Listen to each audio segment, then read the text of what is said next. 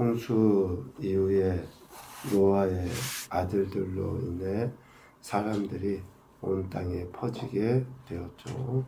야베, 그리고 함, 그리고 셈, 이 자손들로 인해서 족속과 언어와 지방과 나라대로 번성하였다라고 10장에 이야기하고 있습니다. 특별히 10장 32절에 보면 이들은 그 백성들의 족보에 따르면 노아의 자손 족속들이다. 홍수 후에 이들에게서 그 땅의 백성들이 나뉘었다라고 분명하게 홍수 이후에 하나님의 은혜에 의하여 번성하게 되었음에 대해 이야기하고 있습니다. 비록 물로 모든 것을 심판하신 하나님이시지만 노아에게 은혜를 주셨고 또 노아의 자손들로 생육하고 번성하고 충만하고 정복하라고 하신 말씀이 이루어지도록 하나님께서 역사하신 거죠. 우리 지난 시간에 보았던 것처럼 나뉘게 되었다라고 하는 것은 강권적인 하나님의 역사하심, 그러니까 하나님의 강한 능동에 의해서 우리 인생에게 이루어진 은혜다라는 것을 이야기했습니다. 이렇게 하나님의 은혜로 번성하게 되었죠. 오늘 1절에 보니 온 땅의 언어가 하나요 말이 하나였다. 노아의 자손으로 인해서 한 사람에 의해서 많은 사람들이 이렇게 생겨나게 되고 또 백성들이 많아졌잖아요. 그 결과 언어도 하나고 말이 하나였다라고 하는 거예요. 이게 축복이었음에도 불구하고 오늘 본문의 내용을 보면 결국은 이게 축복이 아니라 하나님을 대적하는 가장 결정적인 이유, 원인이 된 것을 보게 됩니다. 오늘 1절에 온 땅이라는 단어는 온 세상으로 해석, 번역을 해도 틀리지 않습니다. 어느 한정된 지역만이 아니라 지구 전체라고 표현을 할 수 있겠죠. 노아의 후손들로 인해서 각 지역에 흩어져 살게 된 그러한 사람들의 말이 하나였다. 언어가 하나다라고 하는 이 말을 직역하면 한 입술이라는 거예요. 한 입술. 바벨탑 사건 이전에는 모든 사람들이 언어가 동일했다라고 하는 것을 의미합니다. 그리고 말이 하나였다라고 하는 것은 한 낱말로 직역할 수 있는데 언어의 형태나 단어 또 뜻이 지역이나 또 아니면 셈, 함, 야베, 세 후손들에 따라서 다른 것이 아니라 같았다, 같은 뜻을 사용했다라고 표현할 수 있습니다. 그러니까 모든 사람들이 진멸되어서 심판받은 가운데서도 하나님의 특별한 은혜를 입은 노아와 그의 자손들은 한 가족으로서 비록 하나님의 은혜에 의하여 사람도 많아지고 각 지역에 흩어져서 살았지만 은혜에 의하여 대화도 되고 또 같은 은혜를 누리며 사는 그러한 족속이었다라는 것을 이야기해요. 그런데 저들이 많아지며 이제 삶의 터전이 옮겨져 가죠.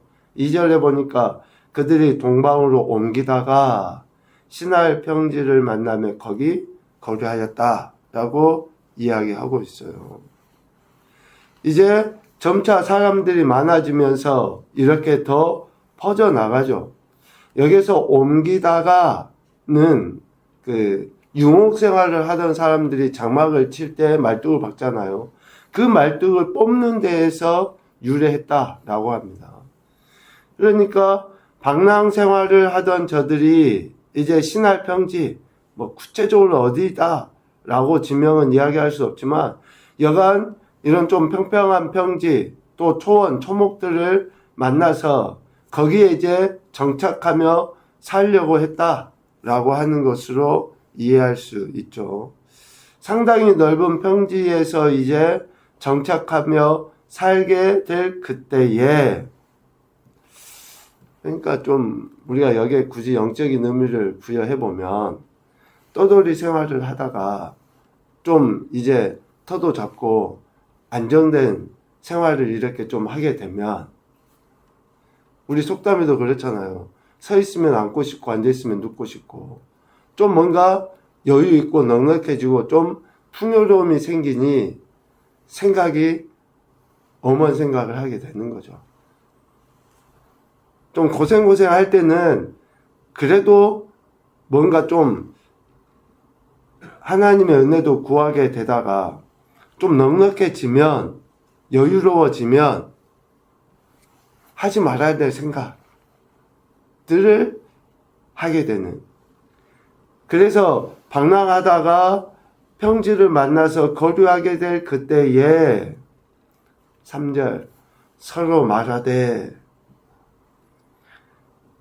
여기에서 서로 말하되 라는 이 말을 직역하면 각자 그 이웃에게 이야기하다 라는 의미예요. 무슨 말이냐? 하나님께 이야기하고 하나님으로부터 말씀을 받아서 사는 것이 아니라 이제 인간끼리, 우리끼리 하나님의 도우심 없이도 우리가 말해서 우리가 힘을 모으면, 그런 의미예요.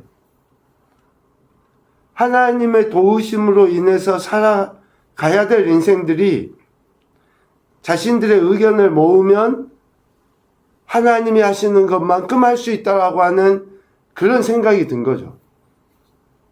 서로 말하되 벽돌을 만들어 견고히 굽자 하고, 벽돌을 굽고 또 굽자, 그런 말인데, 흙으로 벽돌을 만들어서 햇빛에 건조를 시키면 단단해지겠죠. 그렇게 벽돌을 만들어서 돌을 대신하여 벽돌과 벽돌을 이렇게 아스팔트 할 때 뭐 그런 의미잖아요. 그러니까 이렇게 접착력이 강한 것으로 벽돌을 서로 붙이는 거예요. 오늘 이 3절의 이야기는 하나님의 도우심 속에 우리 인간이 살아야 됨에도 불구하고 그 하나님의 도우심을 거절하는 가장 기본적인 모습을 지금 이야기하는 거죠. 이렇게 자신들의 인간의 지혜나 또 인간의 그 방식으로 자신들의 삶의 터전을 일구려고 하는, 뭐 우리 인간적으로 보면 뭐 괜찮은 거죠. 뭐 자기들이 해보려고 하는 것에 대해서. 그러나 하나님의 전적인 은혜로 살아야 될 노아와 그의 후손들이 하나님이 아닌 세상의 방식, 세상의 것으로 살아가려고 하는. 그런데 그들의 모습이 왜 문제가 됩니까? 4절 성읍과 탑을 건설하여 그 탑 꼭대기를 하늘에 닿게 하여 우리의 이름을 내고 온 지면에 흩어짐을 면하자. 그러니까 3절과 같은 방식을 택한 핵심의 이유가 뭐예요? 4절 말미에 이야기하는 거예요. 우리의 이름을 내고 뭐 탑을 꼭대기까지 쌓으면 어쩌네 이야기하지만, 지금 학자들의 이야기로는 약 90m 정도 된다 그래요. 90m 정도. 뭐 90m면 실질적으로 뭐 그렇게 높은 게 아니죠.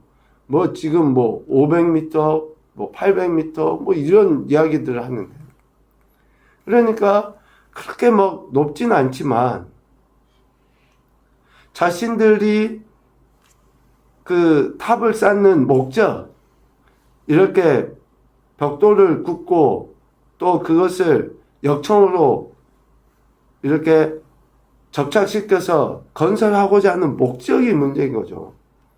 자신들의 이름을 내고 온 지면에서 흩어짐을 면하기 위하여 하나님을 거부한 인생들이 가진 인간의 명예욕이라고 할 수 있어요. 이분은 매우 중요하다고 생각이 듭니다. 요한 장로를 통해서도 우리에게 세상으로부터 온 것이 무엇인지 이야기해 줬잖아요. 육신의 종료, 안목의 종료, 이생의 자랑이에요. 자신들의 이름을 드러내려고 하는 이런 명예요. 이 하나님을 대적하는 가장 핵심의 행태입니다. 뱀의 유혹으로 아담과 하와가 범죄하잖아요. 뱀이 어떤 것을 유혹합니까? 선악을 알게 하는 나무의 열매를 먹으면 하나님과 같이 돼요. 여기서 하나님과 같이 되어가 뭐 하나님처럼 뭐 창조하고 어떤 능력을 행사하고 이런 게 아니에요. 피조물이죠. 그런데 하나님과 같이 되어는 뭡니까? 똑같은 이름으로 불려지기를 원하는 것이 하나님과 같이 돼요. 자신들의 이름을 드러내기 위한 왜 벽돌을 견고하게 만들어서 역청으로 붙이려고 했습니까? 온 지면에서 흩어짐을 면하기 위함인 거죠. 이거는 우리 죄인들이 가지고 있는 가장 죄의 본성이에요, 본성. 가인이 죄를 범하고 나서 하나님께서 어떻게 심판하셨습니까? 유리방황하게 되는 인생이 되게 한 것인 거예요. 그러니까 그런 저주, 심판을 받은 거죠. 그러니까 이렇게 유리방황하는 저주에 대해서 그것을 극복하려고 자 하는 것이 우리 인간의 마음이랍니다. 처음에 하나님은 우리 인간을 지을 때 온 땅에 충만하고 정복하고 다스리라고 이렇게 흩어져라고 이야기하신 거예요. 이 흩어짐이 심판에 의한 흩어짐이 아니라 자연스럽게 하나님 주신 은혜로 번성해 나가는 것이 하나님의 우리 인간에게 주신 은혜예요. 그런데 그 은혜를 거역한 거죠. 흩어짐을 면하자. 죄의 결과물로만 생각한 거죠. 이러한 인생들의 모습을 보시기 위해 하나님은 내려오셔서 심판을 하십니다. 보시고 언어를 혼잡하게 하여 그들이 서로 알아듣지 못하게 하시고 그들을 온 지면에 흩어 버리십니다. 자기들의 이름을 하나님의 이름보다 더 높이려고 하는 그런 교만함에 대해서 하나님은 흩으심, 혼잡하게 하심, 즉 바벨로 심판하신 거예요. 우리가 하나님 앞에 겸손해야 될 이유는 하나님은 우리에게 은혜 베푸시는 이시고 또 우리의 창조주이시기 때문에 그렇다는 거예요. 이 당연한 원리를 거역하는 인생들은 흩어질 수밖에 없는 심판에 의한 흩어짐을 당할 수밖에 없다라고 하는 것을 이야기합니다.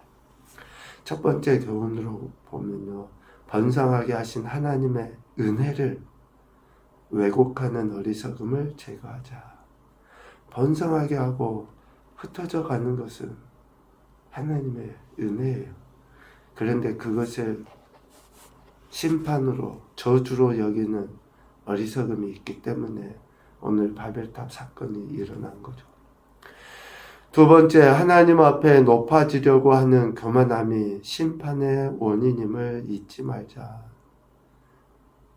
우리 안에 뿌리 깊게 자리 잡고 있는 이런 교만함, 영적, 육적 교만함이 하나님의 심판의 원인이라는 것. 우리가 기억해야 할 것 같습니다. 오늘의 말씀이 다시 한번 우리 개개인의 신앙과 삶에 겸손한 도전으로 나타나서 정말 변함없이 하나님 앞에 자신을 낮추고 더 큰 은혜를 구하는 그런 인생으로 나아갈 수 있는 말씀이 되실 수 있기를 주님의 이름으로 축복합니다. 아멘.